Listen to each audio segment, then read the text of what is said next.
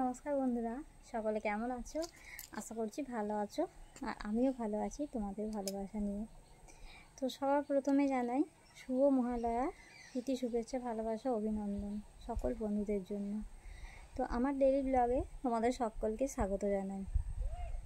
তোমরা ভিডিওটা শুরু থেকে শেষ অবধি দেখো, আশা করছি তোমাদের ভালো লাগবে। আমার চ্যানেলে যারা নতুন বন্ধু আছো সকলকে বলবো আমার প্রত্যেকটা ভিডিও তোমরা দেখো, দেখে যদি ভালো লাগে প্লিজ তোমরা সাবস্ক্রাইব করো চ্যানেলটাকে, লাইক কমেন্ট শেয়ার করে আমার পাশে থেকেও আমাকে বেশি বেশি করে সাপোর্ট করো, যাতে আমি আরও এগিয়ে যেতে পারি। তো তোমরা আমার প্রত্যেকটা ভিডিও দেখছো, ভালোবাসা দিচ্ছ, তো সমস্ত বন্ধুদের আমার তরফ থেকে অসংখ্য ধন্যবাদ। তো আজকে দেখো, আজকে কোনো অন্য কিছু ব্লগ নয়, আজকে তোমাদের সাথে একটু কিছু শেয়ার করা আনন্দের মুহূর্ত। তো যাই হোক, চলো আমরা ভিডিওটার দিকে এগিয়ে যাই। তো দেখো, আজকে আমি দেখতেই পাচ্ছ যে ড্রেসটায় আছি, দেখো যে লুকটায় আছি, এই যে দেখতেই পাচ্ছ, আমি এসেছিলাম এখানে ভিডিও শ্যুট করার জন্য। আর তোমরা প্রতিদিন জানো আমি এখানে এই যে এই জায়গাটাতে ভিডিও শ্যুট করি প্রত্যেক দিন। এবার যেখানে বাইরে যাই সেই জায়গায় গিয়ে ভিডিও শ্যুট করে আসি। আমার প্রথম থেকে ছোট্টবেলা থেকে আমার ডান্সের খুব শখ, আমার ডান্স খুব ভালো লাগে। তো আমি প্রথমে কিছু ডান্স ক্লাসে ভর্তি হব বলে সিদ্ধান্ত করেছিলাম, কিন্তু সেখানে আমার অনেকটা সমস্যা ছিল, মানে আর্থিক সমস্যা ছিল, আর তার জন্য আমি ভর্তি হতে পারিনি। কারণ আমি ছোটোর থেকে যে জায়গায় জন্ম হয়েছে আমার, যে জায়গায় আমি মানুষ, আমি গ্রামেই মানুষ, গ্রামেই আমার জন্ম হয়েছে। তো আমার সবসময় আর্থিক অন্তন থাকতো, আমরা না ভালোভাবে সময়ে খেতে পারতাম আর না কোনো কিছু করতে পারতাম। তো পড়াশোনার ওপর, পড়াশোনা বলতে গেলে আমি মাধ্যমিক পর্যন্ত গিয়েছি। তো সেখানে আমার শরীর অসুস্থ থাকার জন্য আমি পুরো এক্সামটা করতে পারিনি, দিতে পারিনি, তার জন্য আমি আর শেষে পরীক্ষা আমি দিইনি। তো ছোটোর থেকে আমি যখন বড় হয়েছি না, আমি সব সময় অভাব অনটনের মধ্য থেকে বড় হয়েছি, আর সেই জায়গা থেকে আমি মানুষ হয়েছি। তো হয়তো কখনো খেতে পারতাম বা কখনো খেতে পারতাম না, এরকম আমার অনেকটা সমস্যা থাকতো। কারণ আমার বাবা মা ছিল খুবই মধ্যবিত্ত পরিবারের মানুষ। তো তার জন্য আমরা এক ভাই এক বোন, বাবা মা, খুব ছোট ফ্যামিলি ছিল আমার। তো সেই ফ্যামিলির তে আমরা মানুষ হয়েছি। তো সেখানে আমাদের সেভাবে কোনো কিছু মানে আমরা পাইনি, পেরে উঠতে পারিনি সমস্তটা। তো আমার বাবা কোনো একটা ছোটোখাটো কাজ করতো, কাজ করে সব কিছু সামলেছে। আর তো মাও সেরকম সংসারের সমস্ত কিছু দায়িত্ব পালন করেছে, আর আমাদের ছোটোর থেকে বড় করেছে। তো আমি হচ্ছে আমার পরিবারের মধ্যে ভাই বোন, তো ভাই বোনের মধ্যে আমি বড়, ভাই ছোট। তো ভাইয়ের এখনও কাজকর্ম করছে, ভাইয়ের বিয়ে শাদী এখনও হয়নি, ভাই আমার থেকে অনেকটাই ছোট, 8 বছরের ছোট আমার থেকে। আর আমি হচ্ছে সবার বড়। তো যাই হোক, তো এইভাবে ছোটোর থেকে আমরা আস্তে আস্তে বড় হয়েছি। একবেলা হয়তো খেতে পেলাম, একবেলা পেলাম না, এরকম। তো পড়াশোনার জন্য অনেক স্যারেদের সাথে অনেক কিছু কথাবার্তা বলে, তো আমাদের স্যারেরা যে পড়াতেন খুব কমই হচ্ছে মাইনের ওপর দিয়ে আমাদের পড়াতেন। আর স্কুলের সমস্ত কিছু জিনিসটা আমরা কিনতে পারতাম না, আমাদের ছিল গার্লস স্কুল। আর আমার বাবার বাড়ি হচ্ছে চাপাডাঙ্গা, আর এখন আমি যেখানে আছি শ্বশুর বাড়ি, তো আমার শ্বশুর বাড়ি হচ্ছে এখন খানাকুল থানার অন্তর্গত ছোট্ট একটা গ্রাম রাধাবল্লভপুর। তো এই জায়গায় আমি থাকি। তো সেখানে আমি স্কুলের ঠিকমতো সমস্ত কিছু জিনিস কিনতে পারতাম না, আমাদের গার্লস স্কুল ছিল। তো সেই গার্লস স্কুলে আমাদের ম্যাডামরা যে ছিলেন আমাদের সব মানে সমস্ত কিছু জিনিসটা আমাদের শেখাতেন, যে একটা শরীরচর্চা মানে শারীরিক শিক্ষা, কর্মশিক্ষা যেগুলো ছিল, কর্মশিক্ষা বলতে আমাদের হাতের বিভিন্ন রকমের কাজ, অনেক রকম জিনিস কিনতে হতো। তো আমরা কিনতে পারতাম না কিছু, কেমন আমরা বিভিন্ন জায়গা থেকে স্কুলেরই ছাত্রীদের কাছ থেকে আমরা হেল্প পেতাম। তো হেল্প পেতাম যখন আমরা সেই সমস্ত কাজগুলো তখনই করতে পারতাম। তো এরপর যখন আমরা আস্তে আস্তে এইভাবে ছোটোর থেকে বড় হই। তো সেভাবে আমাদের স্কুলের পড়াশোনার বই কেনার মতো ক্ষমতা থাকতো না। আমরা আস্তে আস্তে বিভিন্ন জায়গা থেকে ওর থেকে হেল্প নিয়ে পড়াশোনা চালিয়ে গেছি। তো বাবা মায়ের যতটুকু ক্ষমতা, যতটুকু সাধ্য আমাদের খুবই চেষ্টা করেছেন শেখানোর জন্য, পড়ানোর জন্য। সমস্ত পোশাক পরিচ্ছদ সেইভাবে আমরা পেতাম না, তো খুবই চেষ্টা করেছে আমাদের জন্য। আর আজকে আমরা বুঝতে পারবো যে যাদের বাবা মা আছে তারা কোথায় থাকে, আর যাদের বাবা মা নাই তারা কোথায় থাকে, সেটা আমরা জানি। কারণ আমাদের বাবা মা হচ্ছে আমাদের ছায়া, মানে গাছের মতো বলতে পারো। তো সেই গাছ যদি না থাকে তো ছায়া প্রদানটা করবে কে? তো সেই জন্য আমাদের সকলের কর্তব্য বাবা মাকে খুবই ভালোবাসা ও ভক্তি শ্রদ্ধা করা। তো দেখো, আমার ছোটোর থেকে খুবই কষ্ট করে জীবন কেটেছে, খুবই কষ্ট পেয়েছি আমরা।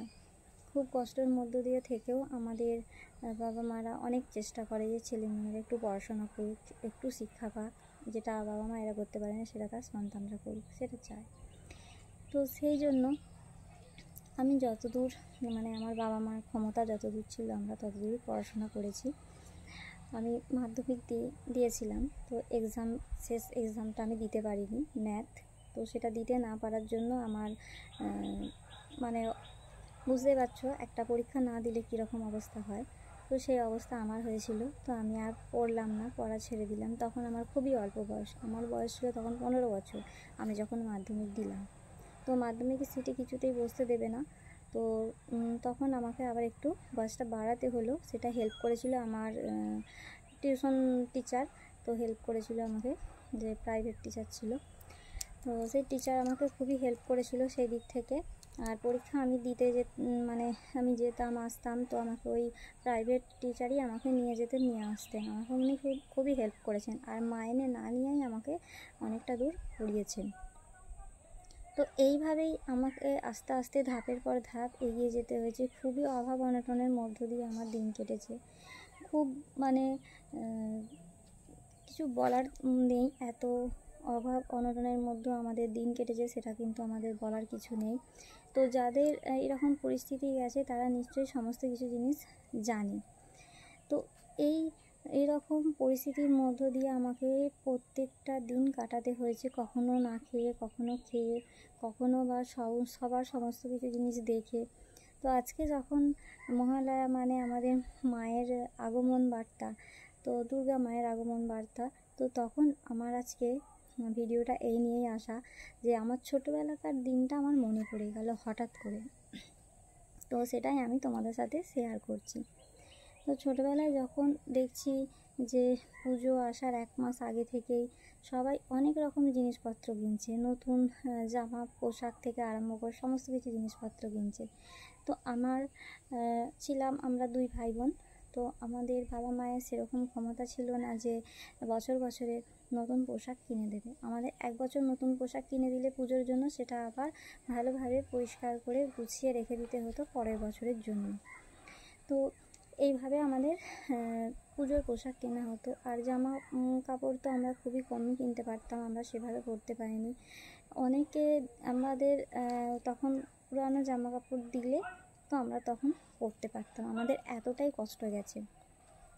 তো সেই পুজোর সময় আমরা সবার দেখছি, কিন্তু আমাদের জিনিস নেই। আমাদের তখন কি হচ্ছে, আমাদের তখন খুবই কষ্ট হচ্ছে, মানে চোখ কান্না হয়ে যাওয়ার কষ্ট এতটা। তো তখন নিজের মনকে সান্ত্বনা দিয়ে বোঝাতে হচ্ছে যে আমাদের আর পুজো কিসের, আমাদের একটা পোশাক পরে গেলেই পুজো দেখা হবে, মা কি দেখা দেবে না? নিশ্চয়ই দেখা দেবে। তো সেই একটাই পোশাক আমাদের পরে পুজো দেখতে যাই। আর তখন আমাদের নিজেদের মনকে সান্ত্বনা দিতে হচ্ছে, বাবা মা এত কষ্ট করে আমাদের মানুষ করেছেন, এত সুন্দর সুন্দর আমাদের শিক্ষা দিয়েছেন। তো এর থেকে বড় কিছু জিনিস আর আছে? আমাদের শিক্ষাগুরু হচ্ছে সবথেকে প্রথম বাবা মা। তো এত সুন্দরভাবে আমাদের শিক্ষা দিয়ে মানুষ করে তুলেছেন, এরপর আমাদের নতুন আর কিছু নেই। তো সেই তখনকার দিনের কথাটা আমার আজকে হঠাৎ করে মনে পড়ে যায়। তো সেই জন্য আমি সমস্ত বন্ধুদের সাথে শেয়ার করছি আমার ছোটোবেলাকার জীবনী। তো তারপরে দেখো ভাই, ভাই ছোট, ভাই কিছু বোঝে না, ভাইয়ের জন্য জিনিস কিনে দিতেই হয়, কিছু করার নেই। তো ভাইকে কিছু কেমন করে জিনিস কিনে দেওয়া হলো। ছোট তো তখন ছোটোবেলাকার জিনিস কিনে দেওয়া হতো। তো আস্তে আস্তে যখন বড় হলো ভাই, তখন আর সেভাবে জিনিস কিনে দেওয়া হতো না। ওই 1 বছর কিনে দিলে পরের বছর। তো তারপর দেখো আমি স্কুল যেতাম, পড়তে যেতাম, সংসারের সমস্ত কাজ আমি করতাম। মা একা পারবে না সব কিছু কাজ করতে। তো আমি খুব ভোরে উঠতাম। ভোরে উঠে যেমন সবাই মর্নিং ওয়াক করে, তো আমার একটা বান্ধবী ছিল। তো সেই বান্ধবী, খুবই দুঃখের বিষয় তোমাদের সাথে কী বলবো, সেই বান্ধবী মারা গেছে খুবই অল্প বয়সে। তার বিয়ে হয়ে একটা বাচ্চা হয়েছিল। বাচ্চাটা খুবই ছোট, তখন 1 বছর 1.5 বছরের। তো শ্বশুরবাড়ির লোকেরা খুবই নোংরা জঘন্য ছিল। তো সেখানে মেয়েটাকে একদম শেষ করে ফেলেছে, মেরে ফেলেছে। তো যাই হোক, সেই দুঃখ ভুলে গিয়ে যেতে হয় আমাদের। সব কিছু মনে রাখলে আমরা জীবনের পথে এগোতে পারবো না।